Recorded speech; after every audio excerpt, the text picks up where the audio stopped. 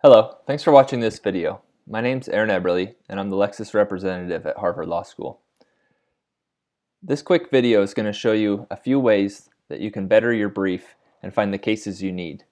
If you have any questions after this video or need any help whatsoever with Lexis, feel free to reach out to myself. My info is here on the homepage, or any of the student representatives who are on campus every single day. Okay, so this video is going to look at the Wingate problem. We're going to get started with going to Lexis Advance. And if you remember from the Wingate problem, we're dealing with the elements of negligence, and specifically whether a gun manufacturer has a duty of care or a special duty of care. So what we're going to do is we're going to start off with a basic search. So we're going to type in elements of negligence. And before I actually hit the search button, there's a couple things you can do. If you click on the filters option right here at the top, you can either narrow by a specific category of sources. So for our example, we're only going to look at cases and secondary materials today. If you knew you only wanted to look at those materials, you can go ahead and click on those. And then also you can narrow by jurisdiction.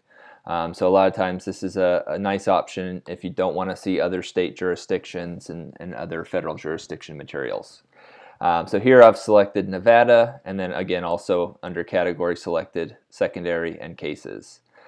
This is an optional selection. You could always leave the filters at 0 and then run a search through everything on Lexis, and then use the post-search filters to do the same thing. So it's more of a preference whether you like to do that or not. So now I'm going to hit the search button and search, obviously, very broadly, elements of negligence. And the first thing we want to do is start with secondary materials. This is a good first step in any research assignment, whether it's a 1L research brief or when you start to work over the summer and obviously into your careers. Secondary materials are a great place to kind of begin your research because they provide you with a very base knowledge of the law, kind of explains the different elements or the law itself. And then within these secondary materials, things like treatises, jurisprudence materials like AmJur and ALR, they're full of footnotes to the primary cases and the primary statutes that you want to view as well. So anytime you're starting a new research assignment, or if you haven't done this already, go ahead and take a look at the secondary materials. So here, again, I clicked on secondary materials from the left. We're already narrowed to just Nevada sources. And then under category, this is another thing you may want to use in terms of the post-search filters. So here we have a lot of law review articles, but also some treatises. So I'll click on treatises just because those are a little bit more on point for what we're researching. And then you'll see, obviously, the results coming from the Nevada treatises. So you can kind of browse through the results and see if any of those are helpful. I'm going to go ahead and click on the first result to open up this section talking about fact issues related to summary judgment motions. So here, a couple things you could do. You can start to obviously scroll through. You'll see your search results kind of highlighted in the actual sections of the treatises. And again, the great thing about this is that it really kind of lays the law out for you, really easy to kind of read and understand. And then all of these footnotes or these links to cases will take you right to the cases that state those rules or that say that exact phrase. So here again, looking at duty, because duty is a question of law in a negligence case, the court may decide that a duty did not exist and grant summary judgment to the defendant in a negligence case. So if there is no duty, there is no negligence case, so summary judgment would be proper. So that's a good way to kind of, obviously look through the results, and then again, if that was a statement that, you wanted to expand upon, you can then link to this Lee case that actually stated that and then move on from there. So again, secondary sources, great place to start. Just one other tip when you are looking at any secondary source, over here on the left-hand side, you have a little pull-out or pop-out to look at the table of contents. And this is really helpful a lot of times just to kind of see where you are in that particular treatise. So for example, you can kind of see we're here in 1709. You can open that up and see the different types of cases. or you can then go back and look up to maybe 1707 generally, so get a general overview of this chapter or this section, and you can open up any of these little sections. Okay, so again, that was the first step, kind of getting through the secondary materials, getting that base knowledge, hopefully kind of finding a few helpful cases. But generally, especially in your brief research, you're going to go to case law. This is an important part of what you guys are doing for your brief assignments, is hopefully finding some on-point cases that support your side of the argument. So specifically in the Wingate case, or the Wingate problem, you guys are asked to look at, obviously, Nevada law for the negligence issue, but they've never decided on whether a gun manufacturer has a duty or a special duty. So you were asked to look at other jurisdictions and kind of maybe make comparisons that way as well. So going over to case law, so clicking on that tab over here on the left, you'll see we start with a decent number of cases, beginning with Sanchez here, which we'll click on in a minute. But if you did want to expand your case law research, all you have to do is see that we're narrowed by Nevada. Click on the little X there on the left. That will then go back to all of the jurisdictions. So then you can now see broadly all of the cases dealing with the search that we typed in, elements of negligence. So again, if you wanted to go back now to Nevada, you can then come here to the court filter and then find Nevada again, which is down here, and click on that. But starting with just the elements of negligence, we want to get the rule in Nevada, so we can click on this Sanchez case, which looks pretty helpful to us, and open that up. And when you are looking at a case and going through a bunch of case law in your research, a couple things real quickly that will be helpful. The first is this case summary. That's going to be the mini brief of the actual case that our editors provide for you. This will give you a quick indication whether the case may or may not be helpful for what you're actually looking for. So you can quickly read that and make that determination. Right below that, though, you also have what are called Lexis headnotes. These are, again, kind of pulled out issues that the court talks about that our editors feel are important. So it's things that the court discusses or rules upon in each case. So these are really extremely helpful in terms of getting a little bit more in-depth outline of what this case opinion talks about. And you'll see here in Headnote 3, it talks about the elements of negligence. And you can now read, it's well established that to prevail on negligence claim, a plaintiff must establish 4 elements, and it kind of lays those out.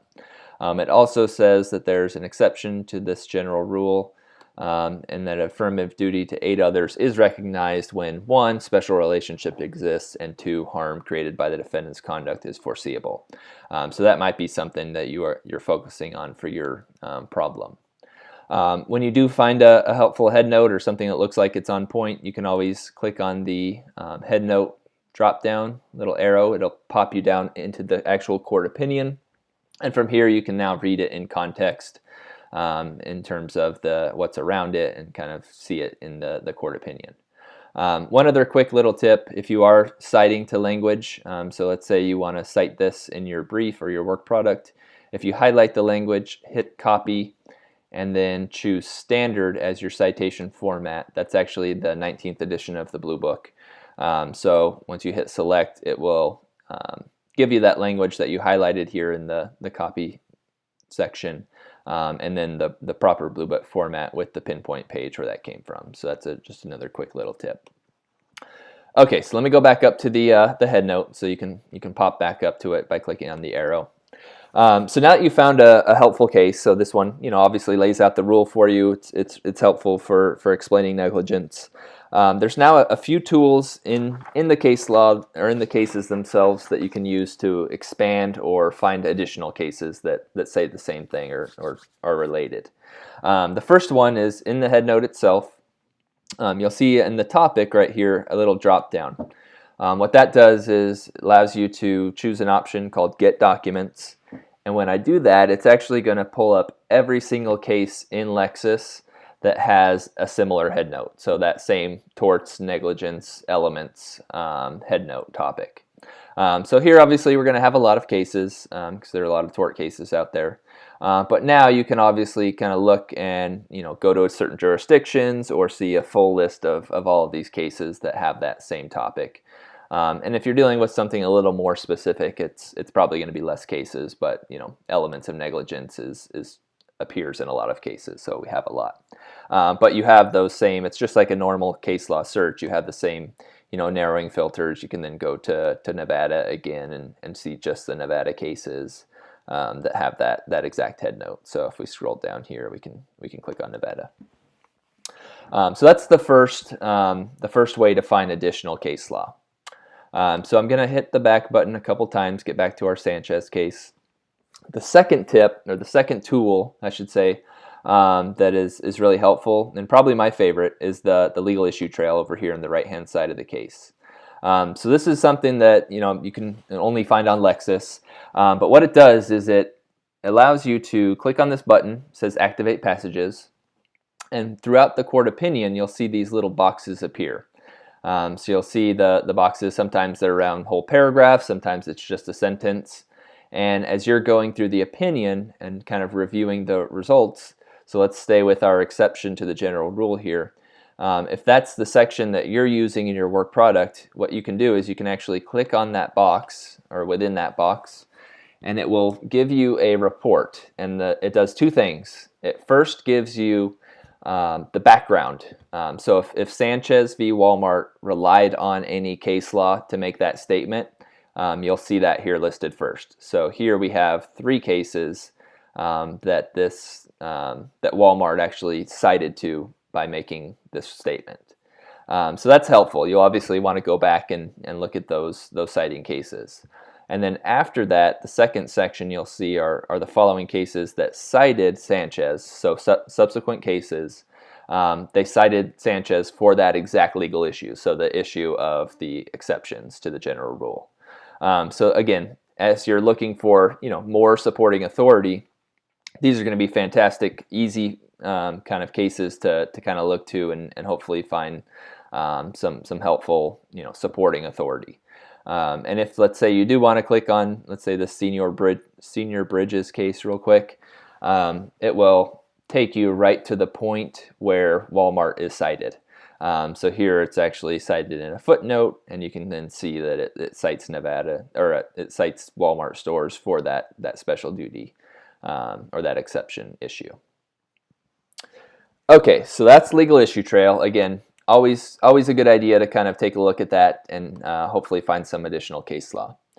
The third and final tool that's helpful in expanding your case law research is Shepard's. So I think most people have got a little bit of a Shepard's tutorial or kind of training under their belt.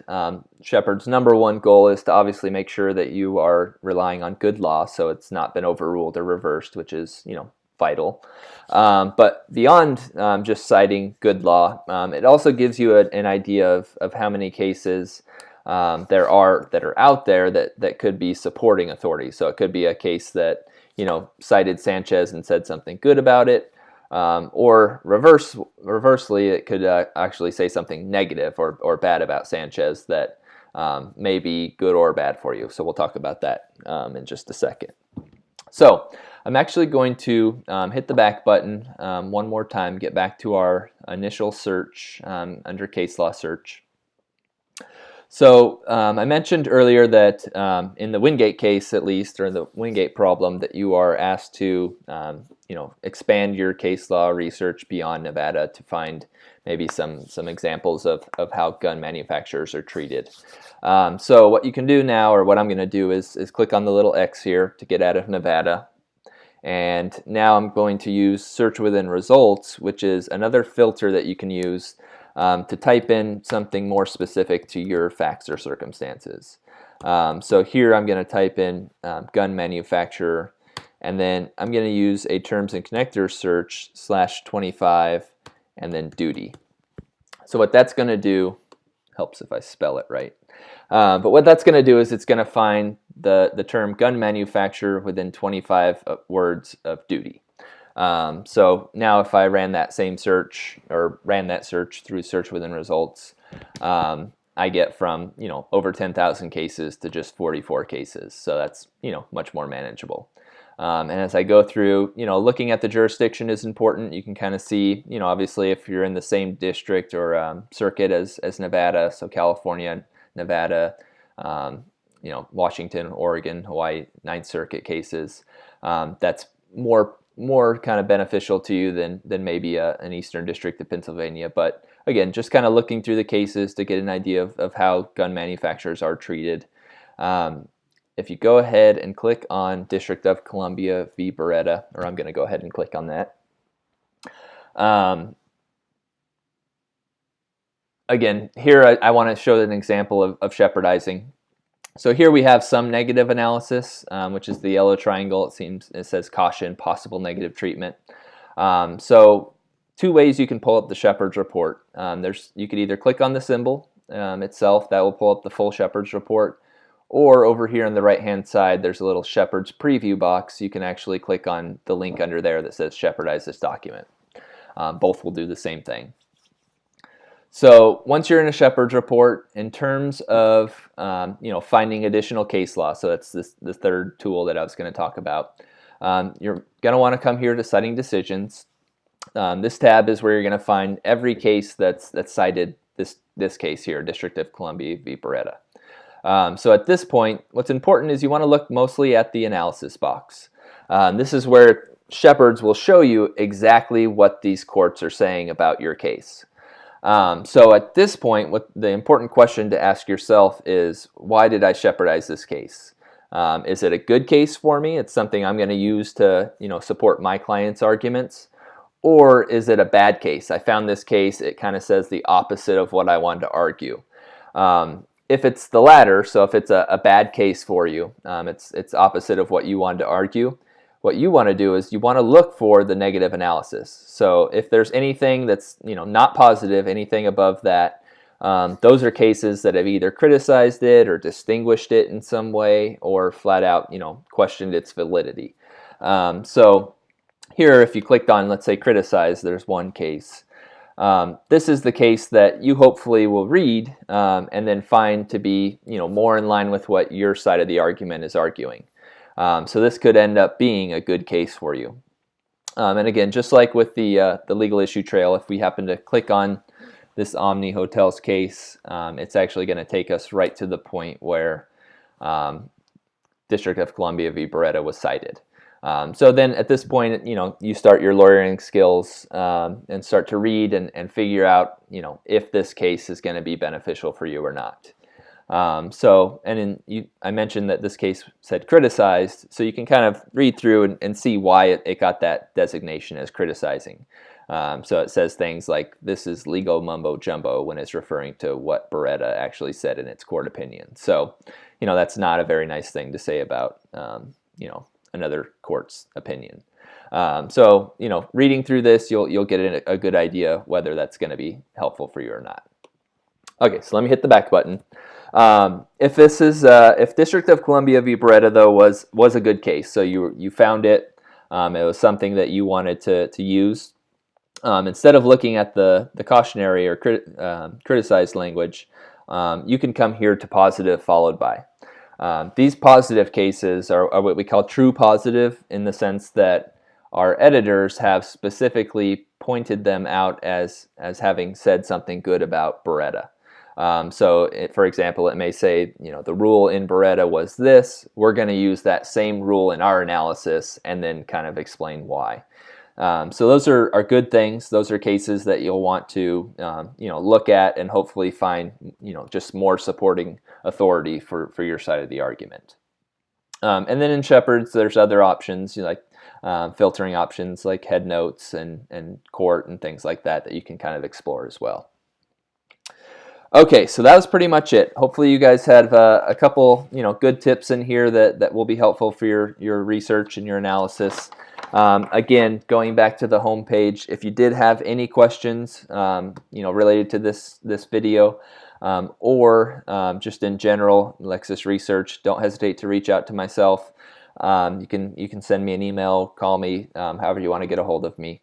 Also, for watching this video, you will be rewarded as well. So you'll get 400 points, which is equivalent to a $5 Amazon gift card. The only thing you need to do to ensure that you get those points is just email me with the word frog in the subject line, just so I know that you actually watch this video. So again, email me. It's right here on the homepage, aaron.eberly@lexusnexus.com, and just put frog in the subject line. All right, thank you.